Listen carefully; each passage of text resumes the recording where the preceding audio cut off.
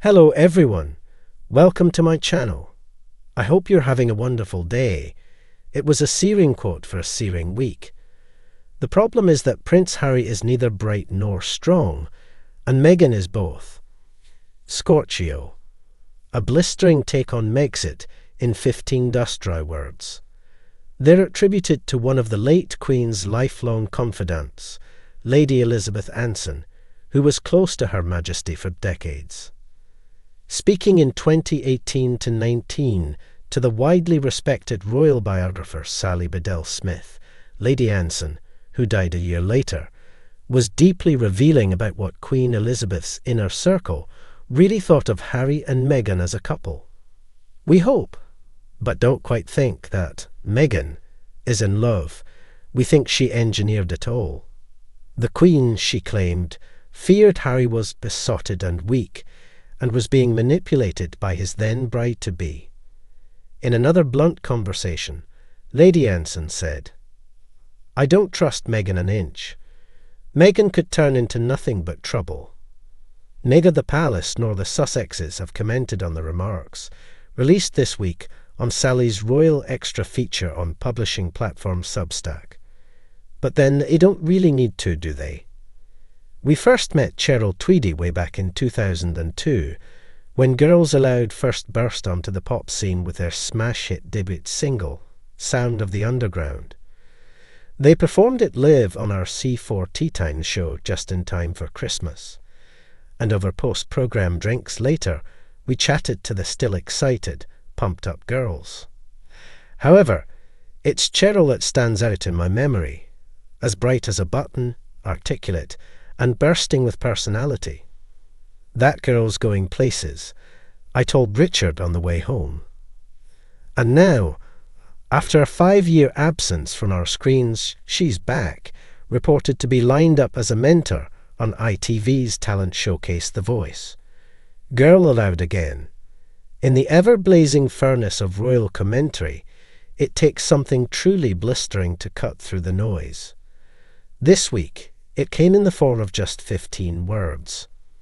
The problem is that Prince Harry is neither bright nor strong, and Meghan is both, searing, surgical, and stunningly blunt, a quote that has reignited long-simmering debates about the Sussexes, their relationship, and the fault lines that ultimately cracked the modern British monarchy.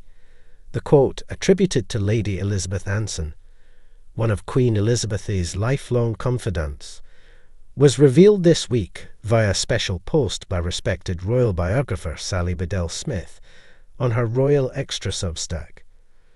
Though Lady Anson died in 2020, her comments were reportedly made in confidence between 2018 and 2019, as the Meghan and Harry story rapidly evolved from fairy tale romance into an institution-shaking saga. But if royal watchers thought we'd heard all there was to say about Megxit, think again. Because what Lady Anson expressed behind palace walls paints a portrait far more cutting than any Netflix documentary or Oprah interview ever could. A warning from the inside Lady Elizabeth Anson was no casual observer. As a cousin of the Queen and daughter of Viscount Anson and Princess Anne of Denmark, her place in royal society was not just one of privilege but of quiet counsel. Known for her discretion and royal event planning prowess, Lady Anson had been a close confidant to the Queen for decades. So when she spoke, even in private, it was the voice of the inner circle.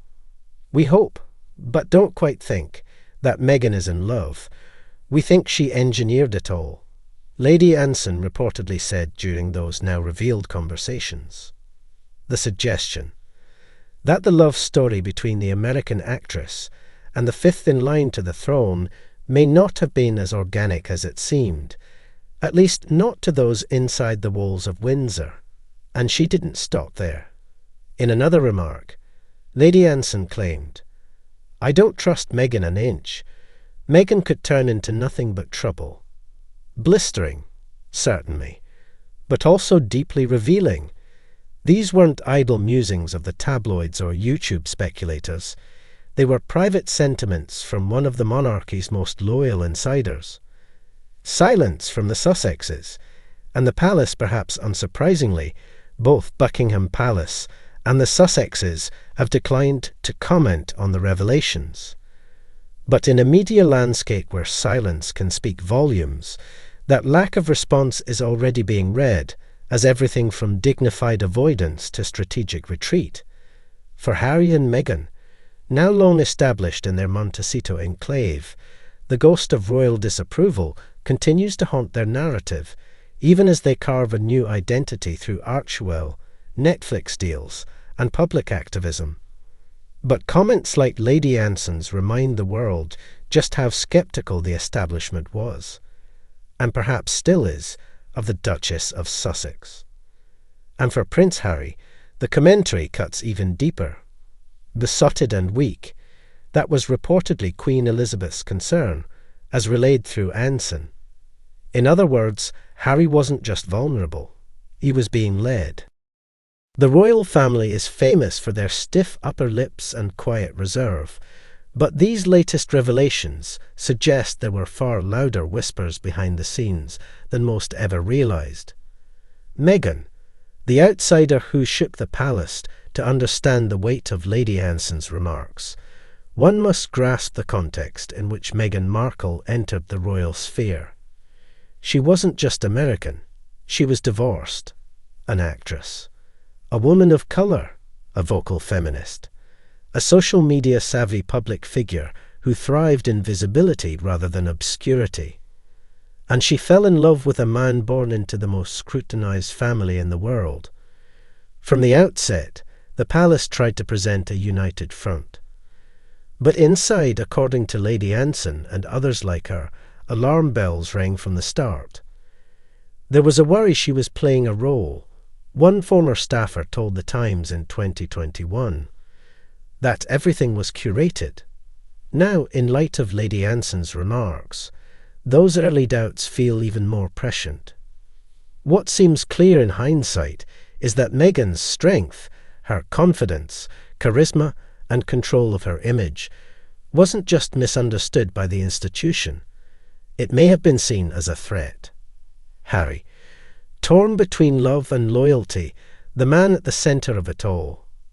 Prince Harry comes off in Lady Anson's assessment as naive, emotionally vulnerable, and ultimately overwhelmed. To some, this view reinforces long-held narratives. Harry, the sensitive spare, has always been more emotional than his older brother William. The death of Princess Diana left a wound he has never fully healed, making him more susceptible to intense relationships and more inclined to distrust palace protocol. But critics argue that portraying him as weak is both dismissive and unfair. Harry made a choice, says royal commentator Joshua Rom. He chose to protect his wife and child. If that's weakness, then perhaps we've misunderstood strength.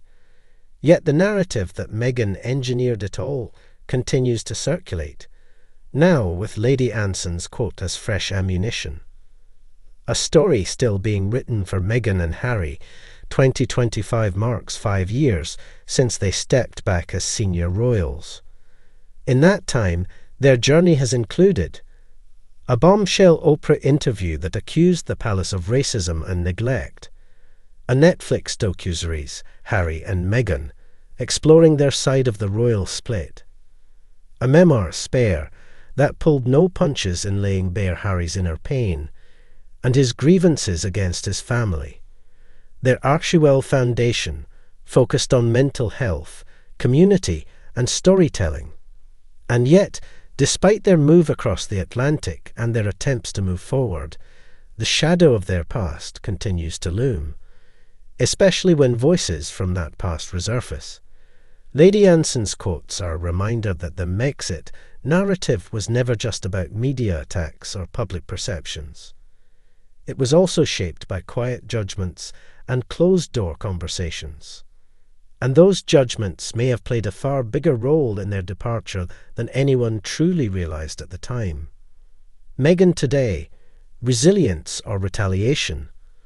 While much of the press still paints Meghan as a controversial figure, Others see her as a survivor of institutional hostility.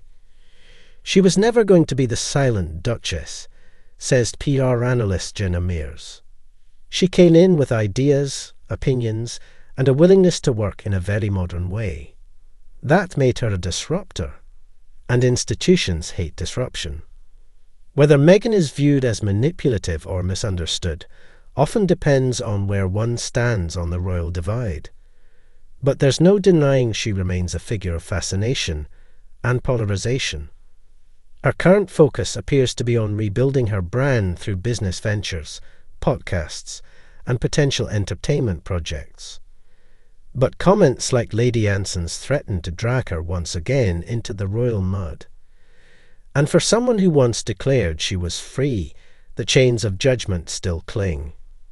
The verdict that won't go away, there's something haunting about the simplicity of that 15-word quote. The problem is that Prince Harry is neither bright nor strong, and Meghan is both. It's not just the insult to Harry or the backhanded indictment of Meghan. It's the implication that being strong and bright was itself a problem. At least for someone marrying into the British monarchy. That line reveals so much more than gossip. It reveals the archaic, stifling expectations placed on royal spouses, the need for obedience, the distrust of intellect and independence, the fear of change. Lady Anson may no longer be alive to elaborate on her remarks. But what she left behind this week is yet another chapter in a story that simply refuses to fade.